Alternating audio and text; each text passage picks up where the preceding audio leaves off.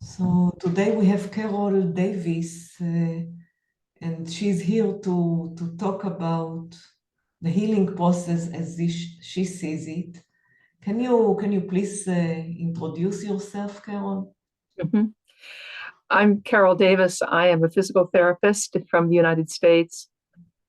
I was on the faculty at several universities, three universities, but I retired from the University of Miami in 2019 as professor emerita. And so I'm still connected to my program that I helped get started back in the 80s as a physical therapist, and I still treat patients. I'm a manual therapist. I work with people with um, neuromuscular, musculoskeletal problems, pain, particularly neck pain, low back pain. Mhm. And I do John Barnes myofascial release and exercise to bring healing, particularly in the fascia. That's How, where we how it is start. called? You mentioned this a method. How did you call it? John Barr? Myofascial release. Myofascial release. Okay. John F. Barnes myofascial release.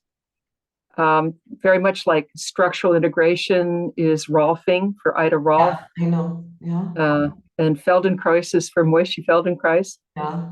Barnes myofascial release. Barnes. Yeah. John Barnes. John He's Barnes. John Barnes. Yeah. Yes. He's a physical therapist was from outside Philadelphia. And I stumbled upon him in 1989. Um, I'm currently living in New England, in Maine, in just outside Portland, Maine, southeastern Maine, right on the coast. Um, but I was in Miami, and John Barnes came to give a course in Fort Lauderdale, and I drove up and I went through this course in 1989. I had been a physical therapist for 20 years then, Yes. and I was mostly working with people with neurological problems, Mm. but there was something missing. There was this connection that I felt with my patients, and science wasn't speaking to that, and healthcare um, practice wasn't speaking to that connection. And I was looking for that. I found it in my practice, but I didn't know how to frame it. I Right. didn't know how to identify it. I had done a doctoral work in this late 70s, early 80s at Boston University, looking at the process, the inner process of empathy between therapist and patient. Nice. Um, I have what is commonly known as ESP, extrasensory perception, Wow. with my twin sister. We have had experiences with each other all through life. We're identical twins, where things we did things and thought things and experienced things that indicated that we were connected in some invisible way over very vast distances that went beyond chance. Now, buying the same coat on the same day in two different cities, not even knowing the other one was going to buy a coat. She was in Madison, no, she was in Rochester, New York, and I was in Cleveland, Ohio. We bought the same coat. And months later, we're talking about the new coat. I was talking about the new coat that I bought for winter. And she said, I got a new coat for winter. And it was the same coat, the very same coat on the very same day. And that could be, I guess, assigned to taste growing up in the same household. But what really got our attention was when she became pregnant with her first child, and she didn't know she was pregnant. But you, And so she she went for 6 weeks, and then she realized something was going on, and she did a test, and sure enough, she was pregnant. And she called me, and she said, guess what? I was in Birmingham, Alabama. She was in Madison, Wisconsin, way, way, way far away. And she said, I'm going to have a baby. And I said, how do you know? And she said, well, I knew she was practicing birth control. She said, well, I skipped a period. My breast got tender, but mostly I stopped being able to drink coffee. It made me sick. Mm. And I said, when? And she said, about 6 weeks ago. And I said, you're not going to believe this, but I stopped being able to drink coffee. Now, coffee, Wow, you give me coffee, goosebumps. yeah, coffee was the elixir of choice in our Yeah. family, both as a welcoming, like tea is for Brits. When we were away, we would come home for vacation, and I would call on the way home. Dad would say, "The coffee pot's on." A cup of coffee around the kitchen table, or in the living room, or out on the front porch, pulled us together. And we loved coffee. We loved to brew coffee. And all of a sudden, I couldn't drink it, and we connected that to her physiology changing with her pregnancy. Wow. So she went through the 9 months. We weren't able to drink coffee. She had Jonathan, and I thought, oh, good, now we can drink coffee. But she nursed him, and her physiology didn't change that much. So it was about 2.5, 3 years before I could start drinking coffee again. And then with the second baby, it was we could both drink coffee. I was so relieved, but I started to have acid indigestion. And I Mm. thought, what is acid indigestion? I was on vacation, and I called her and I said, are you drinking coffee with this baby? She says, yeah, but I've got such acid indigestion. I had to go to the doctor.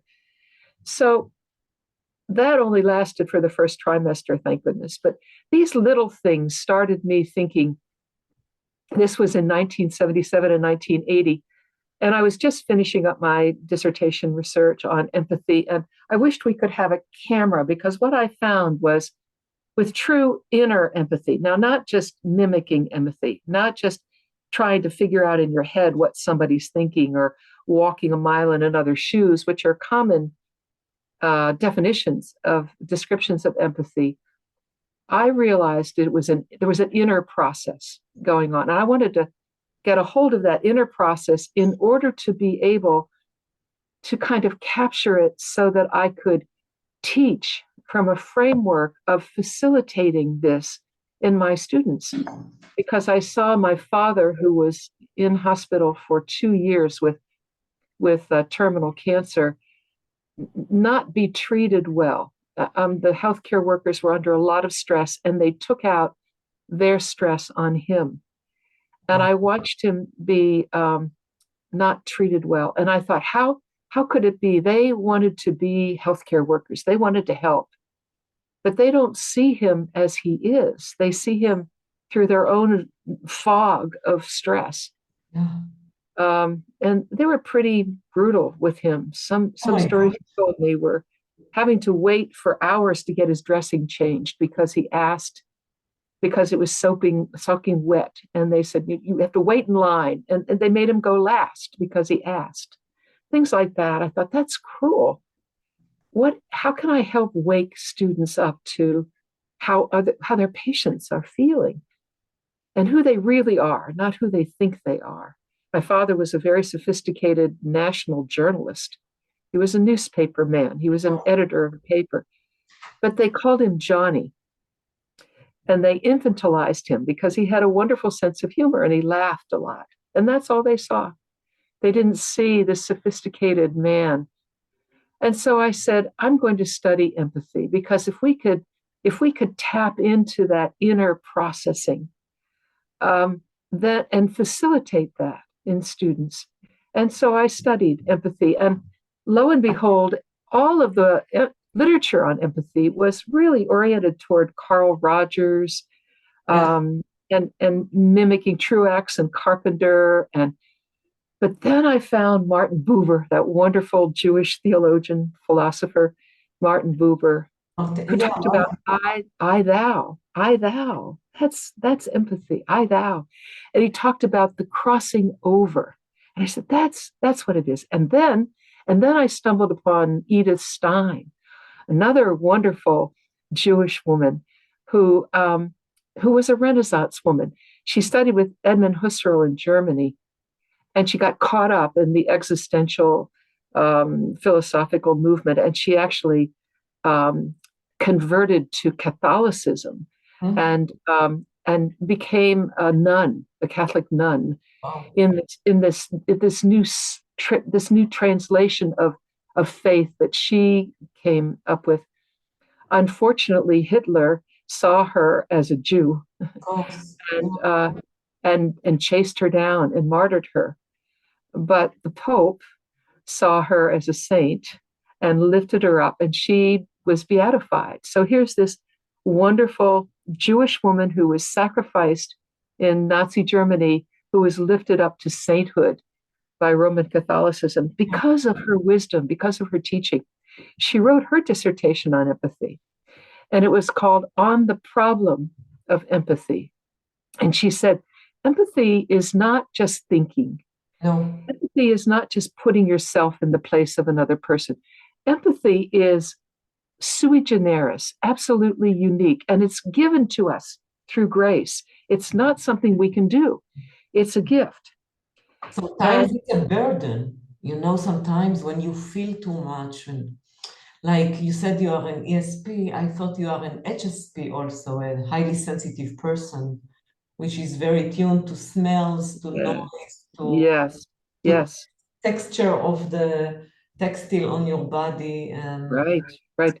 That kind of sensitivity is a gateway for taking on other people's feelings, sometimes to the detriment of therapeutics, because the more we get caught up with the emotion of the other person, the less we're able to separate out. But Stein found the answer. She said, first of all, there's a lining up, a cognitive lining up in her translation of the experiencing, the phenomenology, the experiencing of empathy. She said, first, there's a lining up. And then all of a sudden, you not only understand in your mind, you feel with your interoceptors. The emotion starts to come up, and it's like it drops down into a gut level recognition of what's going on here with this other person. And then you think, oh, wow, wait, this is not happening to me. This is happening to you. And you reach out and you touch the other, or you pull yourself back, and you pull yourself back in sympathy and fellow feeling. But it's not empathy. It's not the crossing over. It's the sympathy. And that package, self-transposal, followed by identification, followed by sympathy, that package very quickly overlapping within us is called, what she said, the experience of empathy. Totally unique. We can't make it happen. It is gifted to us through grace. We can stop it from happening. The way we stop it from happening is objectify the other person. You know what? The association that comes to me now when you're talking is the association of breathing, because we are getting the gift of breath, of oxygen, of fresh air every moment, but with our own hands we can restrict it from, like, we can squeeze, we can tense, we can clench, we can brace, and not allow it to penetrate. And so how is all this work, all these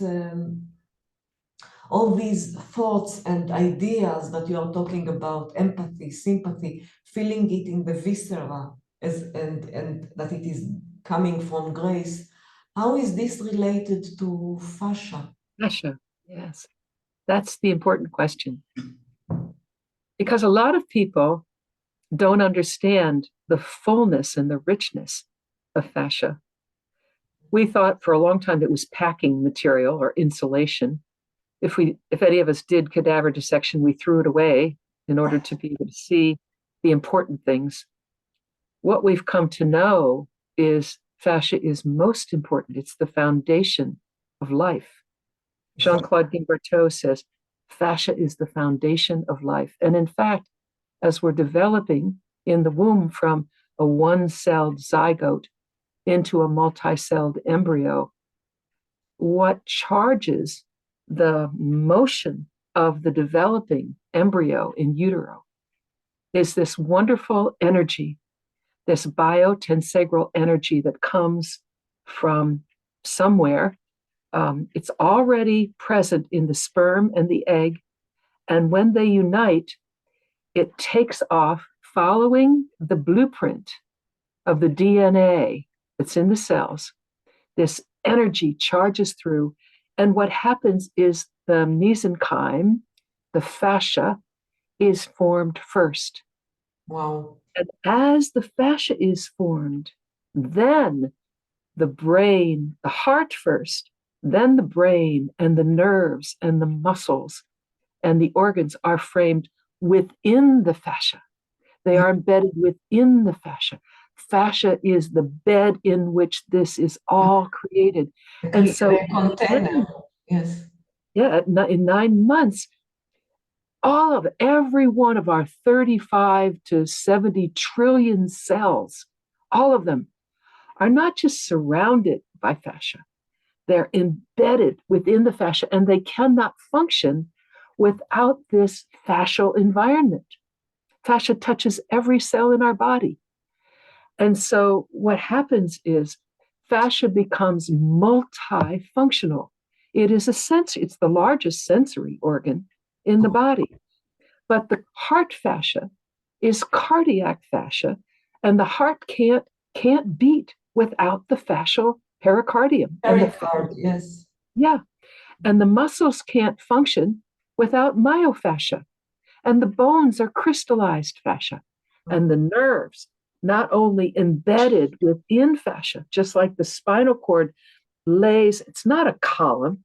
The vertebra, we said the vertebral column, it's not a column.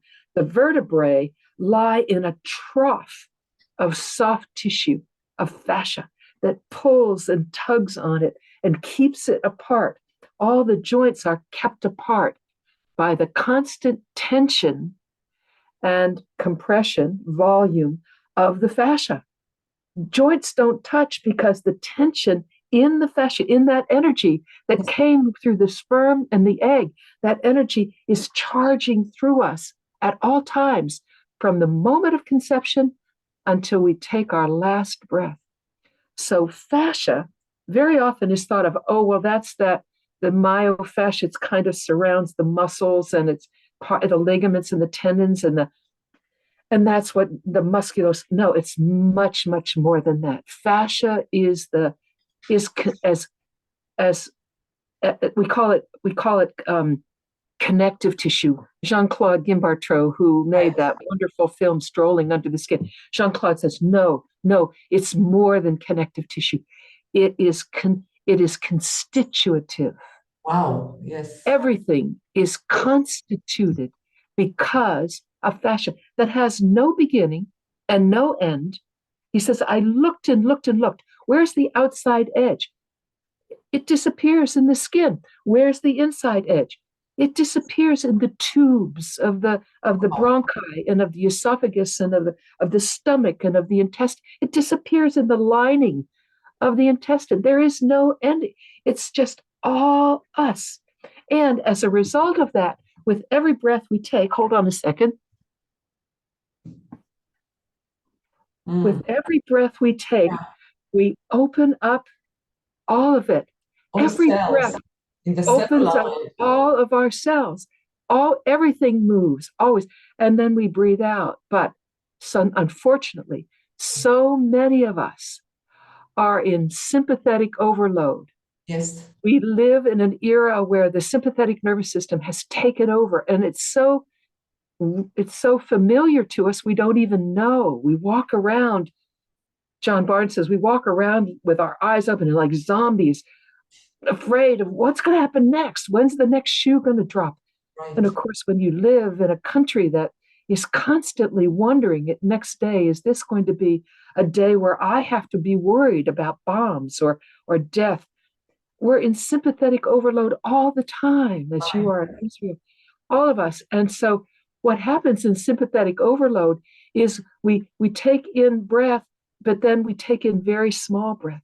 Oh my and God. So what happens is the fascia gets stuck. It dehydrates. It gets congealed. That polysaccharide ground substance that holds it all together. Sometimes it's very, very thick, but sometimes it's just like snot. Actually, it's like snot.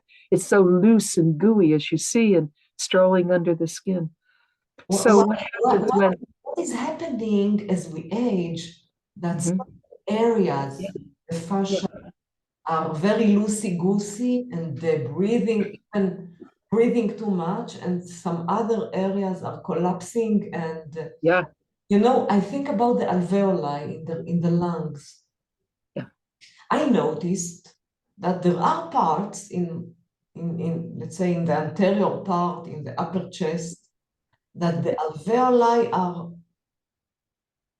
like if you take a balloon and you put water into it and you want to blow there is a resistance, while another part is running the show. It is taking the whole stage.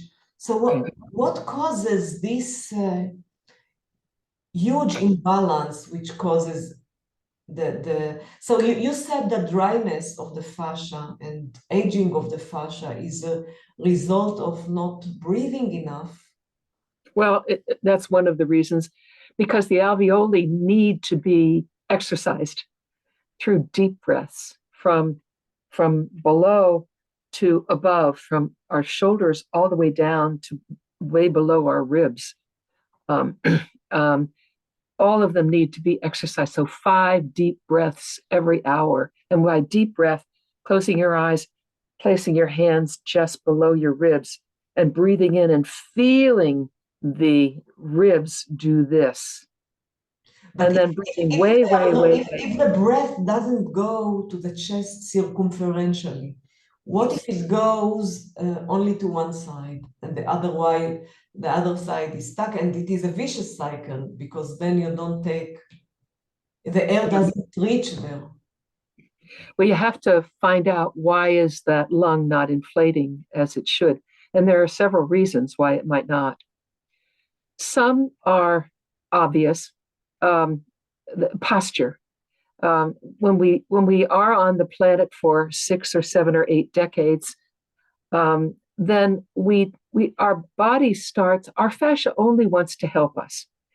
And so when we're in positions, a lot of the time, sitting at the computer, um, uh, standing over patients, the fascia will hold us there and start to dehydrate a little bit in that position to make us feel more stable in that position.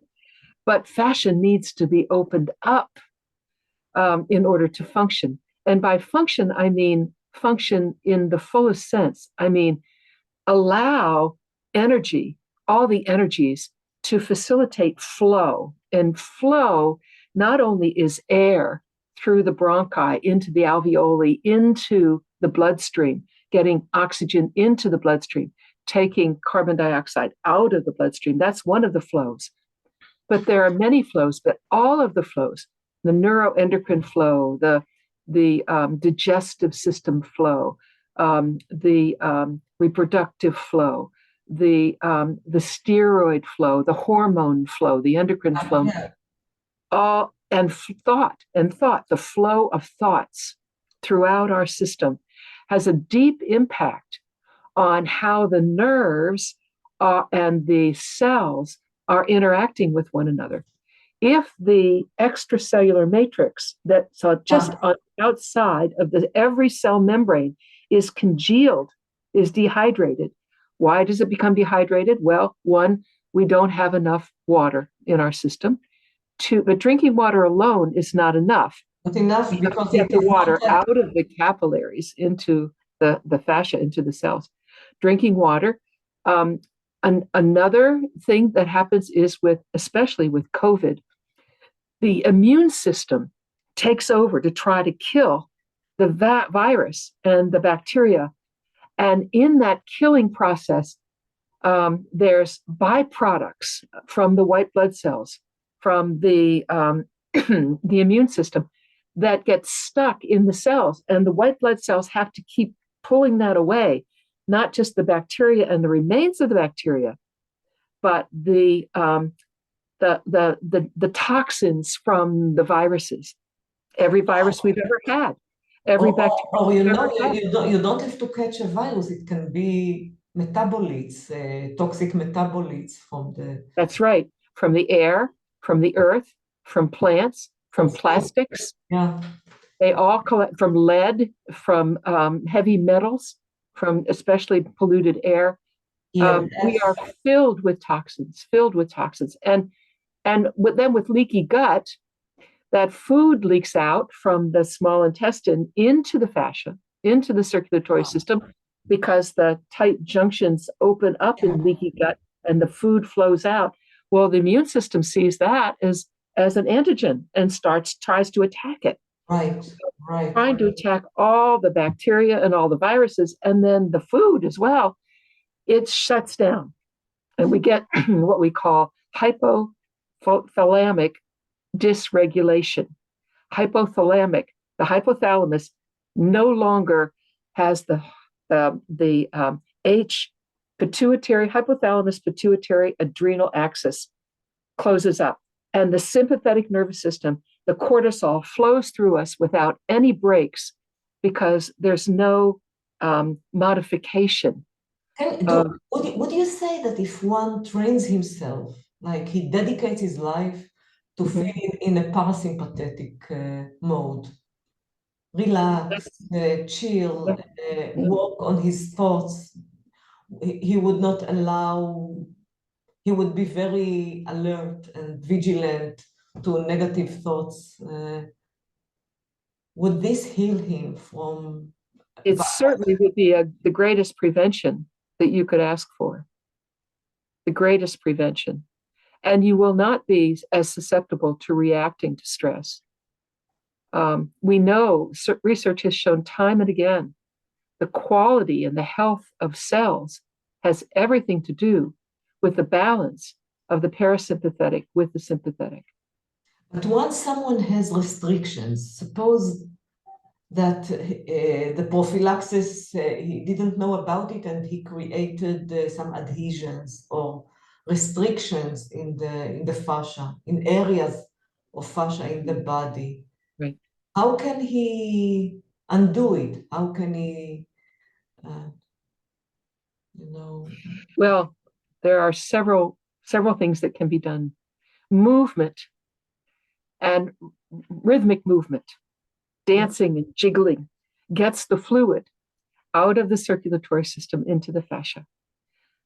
Myofascial release, placing hands on top of the skin gently and then elongating, taking the slack out and waiting and allowing the infrared energy of the therapist to blend with the energy of the fascia, and it starts to melt because it's all soft tissue. And soft tissue responds best to soft touch and a little bit of elongation.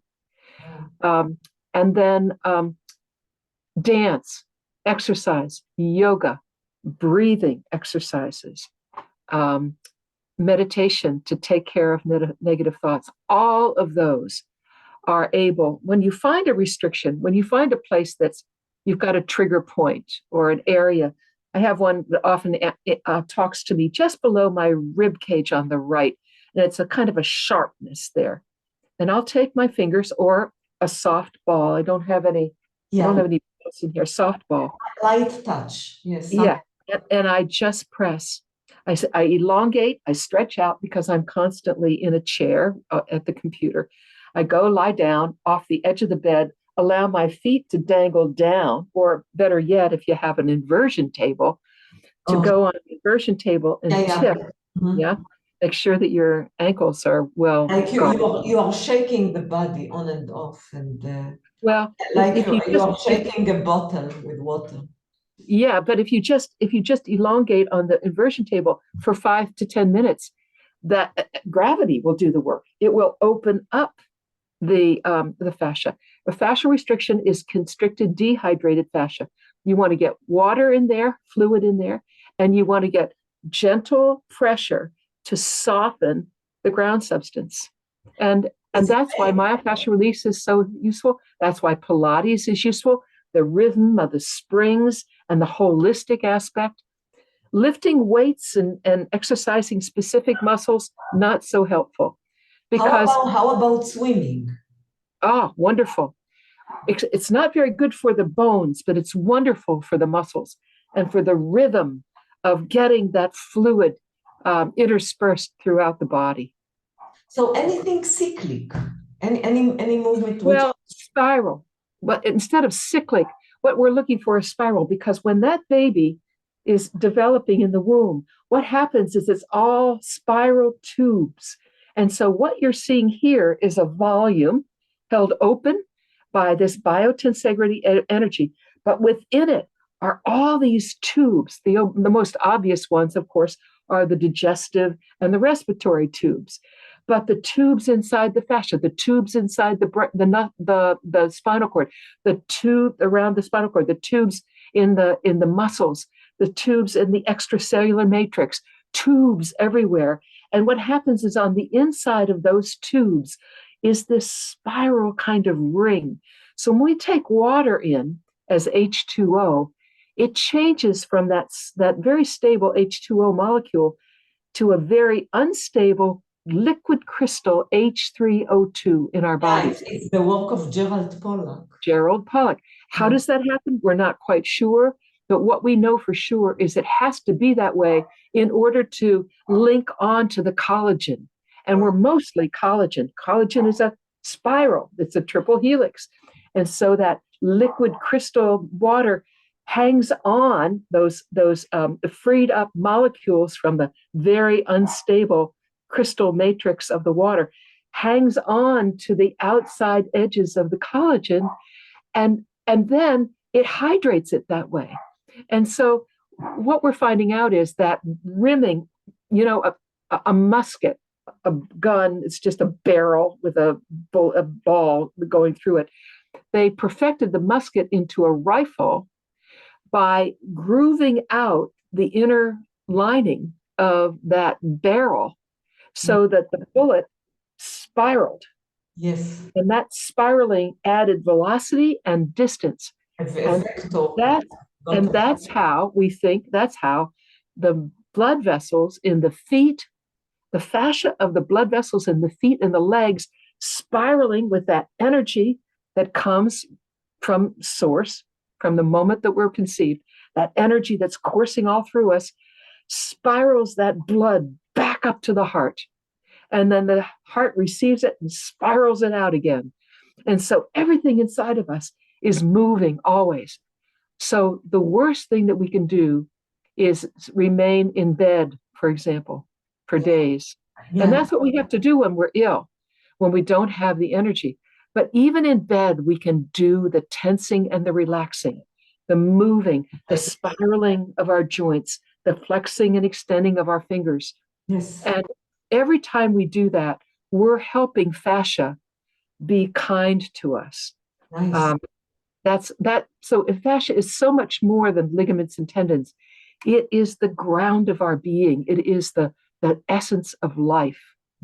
Yeah. We are about to finish and we start again because we have 1 minute left. And in the next time, I want to ask you about stretching. What is your take on stretching? Okay. What does it do to fascia? Okay. So we close and reconnect again. All right. I'll be here. Thank you.